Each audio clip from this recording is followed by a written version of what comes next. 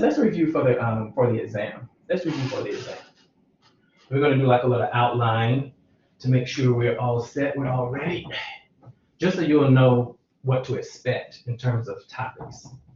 Now, I would definitely go back and do quiz 3 and quiz 4 again, because that's going to be on there. But in terms of where it's going to start from, let's go ahead and do this. So we'll say review for exam 2. Okay. So the first topic we dealt with was multiple linear regression, what we normally call just MLR, right?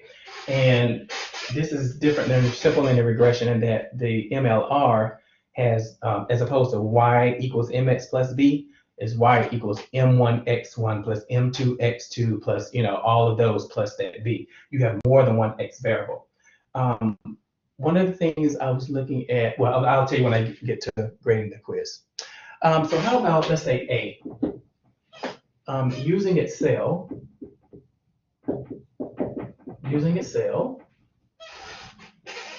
to show results, right? If I give you some data, just some raw data, do you know how to interpret the results if I do the regression for you, right? You're going to have all this information here, then down at the bottom, you're going to have intercept, slope.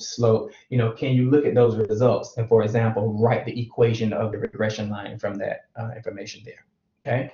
So just being know how to not only, I guess, interpret results, but one of your questions is going to be an Excel question. So you're going to take the regular exam, then without Excel, then you take the part of the exam with Excel. And if I give you the raw data, do you know how to run a regression on the data to get the results out? B, writing the MLR equation, right? So if I give you the printout or the results, can you look at those results and write the equation from the results there? C, predicting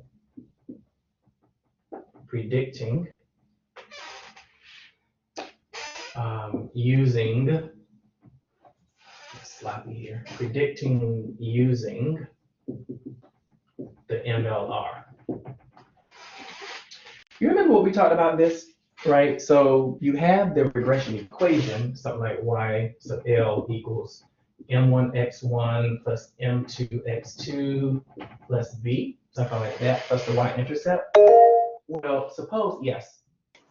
That's the equation you're talking about in B, correct? Yes. Okay, thank you. So if I ask you to predict using the equation, so you have a slope here, and a slope here, and eventually when you're predicting, you'll put in whatever value I tell you for x1, whatever value I tell you for x2, then you sort of do all the math, and that'll give you the prediction for this y. But remember, there's a special thing you have to really remember when you're predicting, and that is all of the x values, or the x values that I tell you to put here and here, have to do what? They have to fit inside of the range of the data. So if either one of those x values that I'm asking you to use in your prediction is outside of the range of the data, then I cannot predict using those methods, right? As long as the x value that I give you is inside of this range and inside of that range, then put the value in the calculator and you should be able to get that y value out. Okay? Predicting. D. Interpreting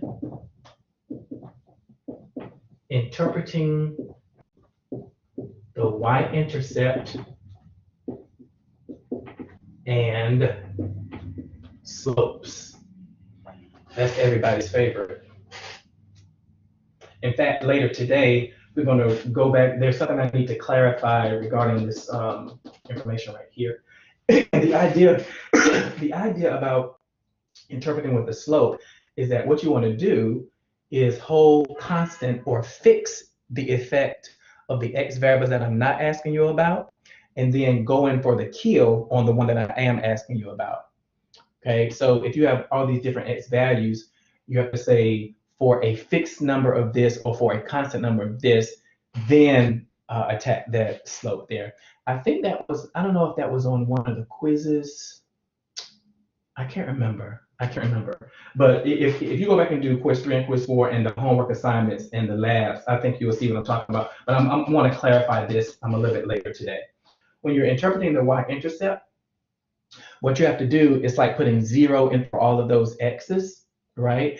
And you have to make sure that 0 is in the range of all these columns there in order to offer an interpretation of your y-intercept. So I really think it would be good, because we're not going to see each other next Thursday. Just go back and look over those old, listen to the old video recordings of the lectures. I think that would be really helpful when it comes to these particular topics here.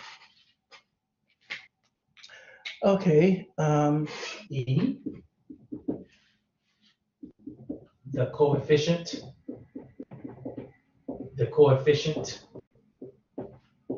of multiple determination, which is r squared. And we went over how to interpret this right here in a multiple regression in terms of how to say it. It deals with the variation of the set of x variables as they relate to y. Okay, it's given as a percentage, right? The r squared is a decimal, then you just move the decimal to the right, and that'll give you the r squared. I'm going to say I need to erase this so I can do f. At least let me just do these right here. Erase these right here. You can keep going down on your paper, but I'm running out of room. So this is going to be f. Understanding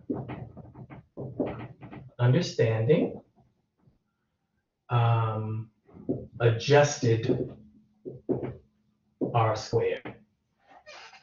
And we spent some time on this.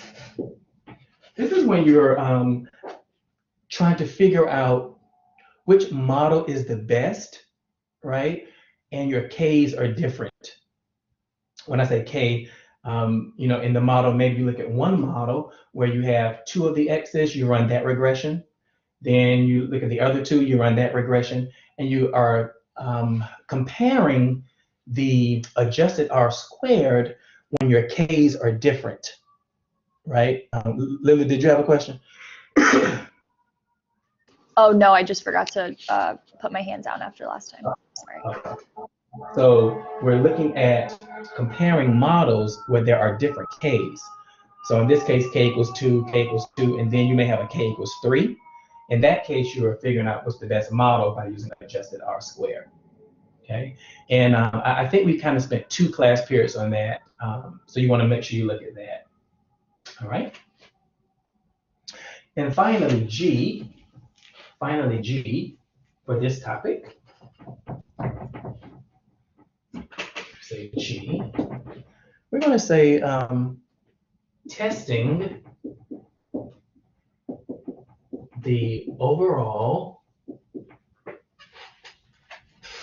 significance of the model. Testing the overall significance of the model. Okay, so this is where we're going to be using the f-test, and if necessary, a number of t-tests. I think some of us got a little confused on the quiz 4. I thought it was self-explanatory in that for the first problem, you were supposed to check to see in general how everything was operating. So that was the f-test. And then if you had to move on to do the t's, the next question dealt with testing that first t, And then the next question dealt with testing that second T. A lot of you did this t-test part for number 1. You thought I was asking about them separately. But remember, what we have to do is do the f-test first. And depending on the results of this, then you go on to the next t-test there. Okay? So just make sure you check my solutions for those. I don't want you guys to miss that again. Right? So we're not going to spend time going over this. Just make sure you watch the recording regarding that. But so, some of you did really well on the quiz 4, so I was really happy with that. So that's multiple linear regression. So that's going to be there. All right, Roman numeral 2, time series. Roman numeral 2. So just do like a big 2. A big 2. Time series. So again, we only dealt with 3 topics in this whole course. So time series. So let's say the 4 components. The 4 components. Trend, cyclical, seasonal, random. Okay. Just have a general idea about what they mean. Smoothing techniques. Smoothing techniques.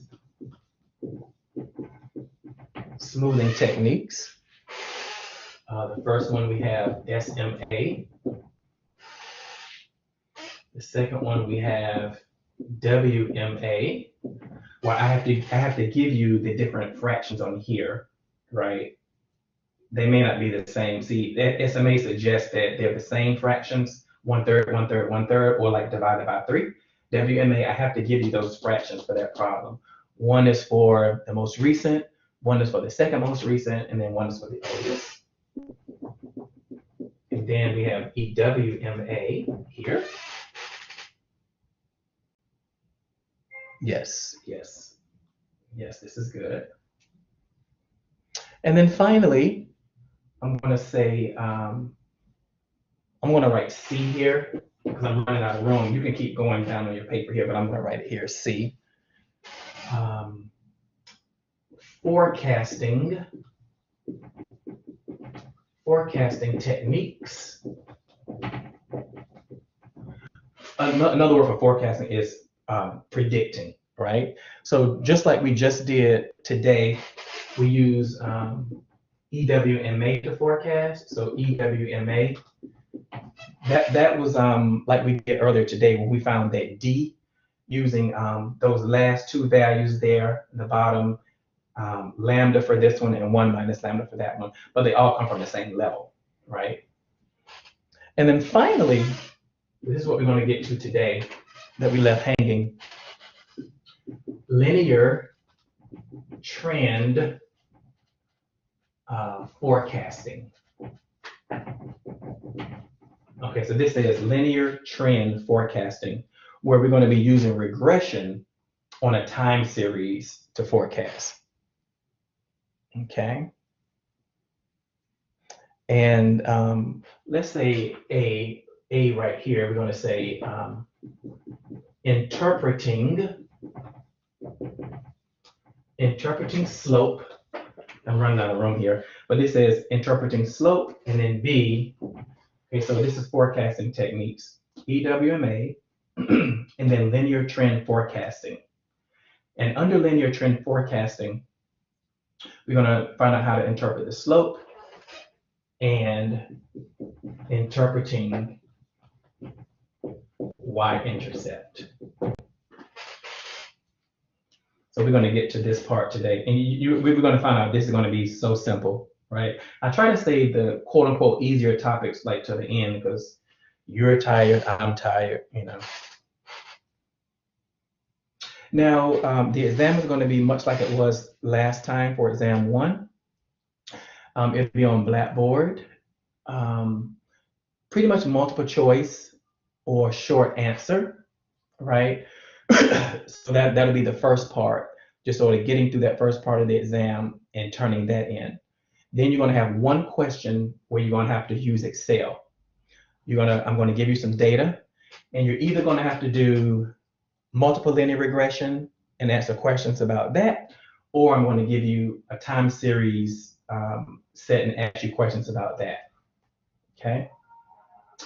If I give you, for example, time series data, I could ask you to, oh, I don't know, do an SMA 3 column, EWMA column, and then plot the result so that, your diagram, show the diagram.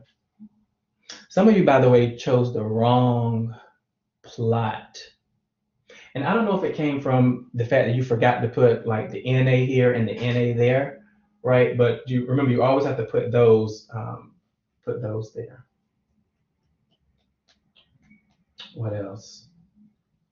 You may, as from the last time, you may want to have a cheat sheet. Now, of course, you can use whatever you want, but I think the cheat sheet helps you organize your thoughts, right? As opposed to flipping page after page after page after page. The cheat sheet, I think, is a really good study tactic because it forces you to figure out kind of what you don't know, right? If you have problems with adjusted R squared or something, you can put like a mini problem on your cheat sheet to sort of give you clues about how to deal with it, right? So, just my advice. I always find cheat sheets are helpful, front and back, front page, back page, because it helps to kind of condense like where your mind is going. So, in your estimation, out of this like MLR and time series, what do you think is the most challenging? What's harder? What's the hardest part of the coverage, you think?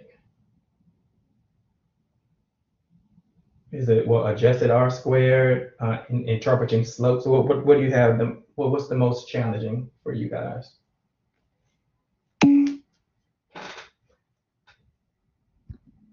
Oh, interpreting slope. Okay. Yeah, and we're going to revisit that today because you're saying, okay, I got to fix what I'm not focused on and then say something about what I am focused on. Yeah. A lot of us have problems with that adjusted R squared. Yes, what was this? I get confused about the testing the overall significance and then like the F and the T. That confuses me too. Yeah. I forgot about that one. Yeah, and I think once you get it, it kind of flows, right? Because you're going to start with the F test, and then depending on those results, you may or may not even have to consider that T stuff. So on your cheat sheet, and this for anybody. So on your cheat sheet, I will go ahead and just put like a mini problem there. Start with F test, and if this is the case, move on to T test. If not, stop, right? A lot of us, when we are doing the F part, and you do your H sub 0, a lot of us are leaving off the equal 0 part.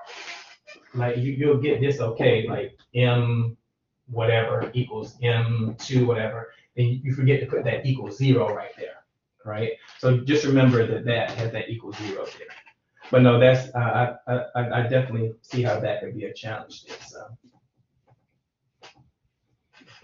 okay, let's go. Before we take a break, I want to at least start us off with I'm sorry. And for the exam, you guys, so make sure you have access to the F table, T table, calculator. I probably will give an extra credit problem as well. So the highest on the exam was like 105. Remember what the deal is about exams as well. Some of us bombed exam 1. Okay, so let's just say you got 30. I mean, I don't know. Now, so you want to come back on exam 2 and do fairly well, let's say 85 or higher, right? Because what you want to do is put yourself in a position so that your final exam, like if you get a 77, it will now take the place of that 30, and then that becomes a 77. So you've already used up your opportunity to bomb an exam. So you're going to have to come correct in a couple of weeks and give yourself a fighting chance, right? You don't want to get a 30 here and a 30 here because that's going to really put pressure on you right here for the final, okay? So dust that off, shake that off, And let's come ready to do well here, because the final can only replace only one of these exams. So you want to give yourself a chance.